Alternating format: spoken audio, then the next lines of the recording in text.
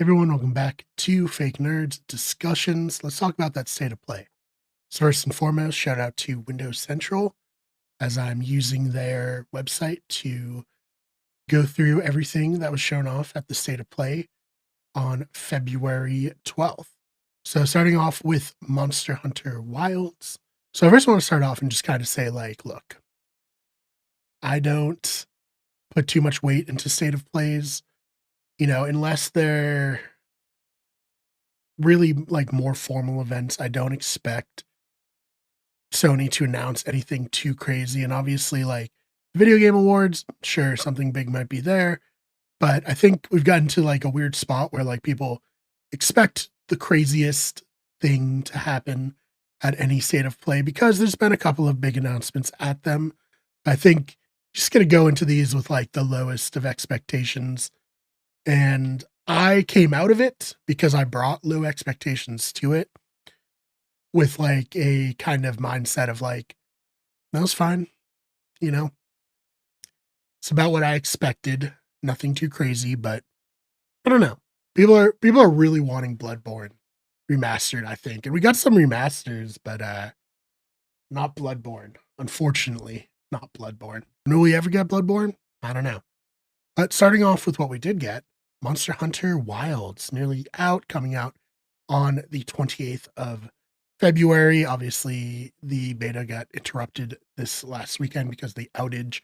But I mean, if you're a Monster Hunter fan, I feel like you have to be pretty excited with how this game is looking. As somebody who's not really into monster hunting, I think it looks like a Monster Hunter game, which seems good to me. If you are a Monster Hunter fan, though, let me know your thoughts about it. Up next, Shinobi Art of Vengeance. So this was a side-scrolling action game. Looks like it was a lot of fun, honestly. I could see this being like an interesting game to play just for a little bit. Obviously, it's a side-scroller, so it's not going to be too crazy. Next up, Sonic Racing Crossworld. So I'm a sucker for kart racers. Not particularly great at kart racers, but I do think that anytime PlayStation can try to like challenge Nintendo on their turf, and obviously Nintendo, their turf right now is Mario Kart. With a kart racer, I think they should. I mean, Jack was it Jack X Racing and like Crash Team Racing, Sonic Racing Cross Worlds. I think that's very fun and very interesting. Digimon Storytime Stranger. So when I was younger, I actually loved Digimon probably more than I loved Pokemon. I just thought this show was so cool. I have never been able to get into Digimon games outside of there was a PlayStation 1 game that I got my friend for his birthday. And it was a fighting game with Digimon. That game, great. Really, really fun. I will hold my opinion on this Digimon game just because I've tried them and they've never really caught my interest too much. So Lost Souls aside, this was, another action RPG game, as it says.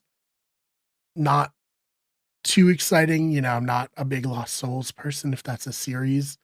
Not an expert on it, obviously. So let me know if you're looking forward to Lost Souls. Borderlands 4, obviously much anticipated follow up to Borderlands 3, which was incredibly anticipated. Took a while to come out. People didn't love it too much. And obviously, we had Tiny Tina's Wonderland in between.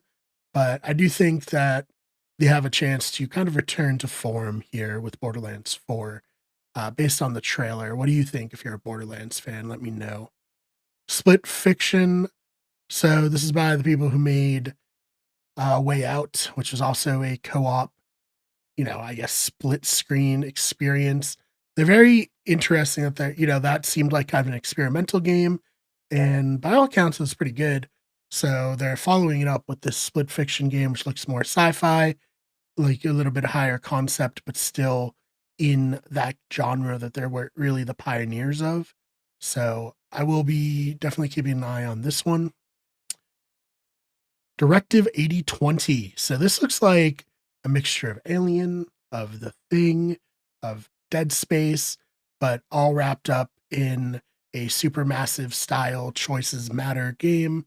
I was a huge fan of Until Dawn.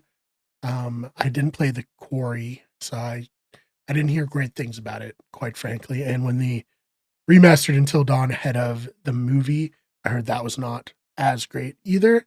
So I am interested for sure in Directive 8020 because this is right up my alley as someone who's like very into space and horror in space. I love every alien movie that comes out. I'm always going to see it opening weekend, and this gives me the same sort of vibes there. And obviously, like The Thing, which it also seems like it's inspired by, is like one of the greatest horror movies ever made. Onimushi Way of the Sword. So this is kind of big and goes hand in hand with their like remastering.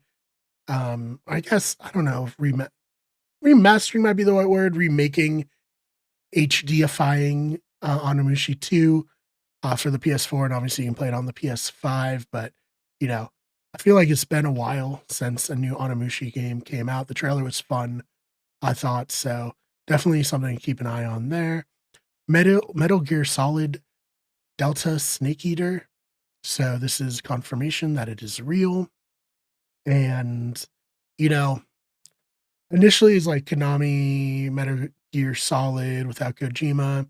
I don't know, but they did do a good job by all accounts for the Silent Hill remake. So I will keep my opinions like open that this looks good. I mean, I think if I didn't have the baggage of the story of what happened with Kojima and leaving Konami, I probably would be more looking forward to this, but as it is, cautiously optimistic, I would say. Hell is Us. This looked fun. I mean, didn't get much about it, but definitely an interesting one to, potentially play. Again, we'll have to see how that comes out. Lies of P. I know people loved Lies of P. All you Dark Souls fans out there, huge fans of that series. So this is a DLC added to it. I think that's great. Days Gone remastered. So I think this is a smart decision because I do think that Days Gone could have been a bigger hit than it was. And obviously, like we talked about it on the channel and like in TikToks where Bend was relegated to making like a spin-off, or not a spin-off, sorry, a live service game spinning off of their live service initiative is what I meant to say. And I don't really think that's like where a developer like Ben like should have their time spent. So this is kind of like a second chance for was it Deacon St. John and all those zombies to make an impression on players. And I do think that if people like it, maybe we could get a Days Gone too. John Garvin on Twitter would be quite happy about that if that were the case. Stellar Blade. So there's a new crossover DLC with Stellar Blade and Nikki. I don't know about that. I don't play Stellar Blade or Nikki. So hopefully you're excited if that's something you're interested in. Blueprints. Looks like an interesting game here. Kind of an artsy, different type of game. Looks fun. Ambionic Factor looked kind of like a good game. You get the boys together, do a little survival horror, play it for a couple weeks, not pick it up again type of a game. So we'll see there. Tides of Annihilation. Didn't have too, too many opinions on this one. Mind's Eye, again, looked fine. And then there was also another game that I wanted to touch on, which was Soros Housemarque's follow-up to Returnal. I think Returnal was a really interesting game. This is on IGN now because the Windows Central obviously was only showing games that were coming to Xbox as well, which is not what we're here only for. So Saros it looks fun. I think Returnal was a very interesting concept of a game, and I think that now that more people have Xboxes, more people have PlayStations, this is a chance to be an even bigger hit. So yeah, Warriors Abyss, new roguelike. So it looked like a little bit of like Diablo, a little bit of Dynasty Warriors mixed in there. Yeah, I mean, those are basically all that really interested me at the state of play. What did you think of it? Are you excited for a lot of these games? Let me know in the comments and be sure to subscribe if you enjoyed this. What was your favorite game shown off at the state of play? Are you disappointed with the state of play like some people are? Any and all thoughts, please leave them in the comments.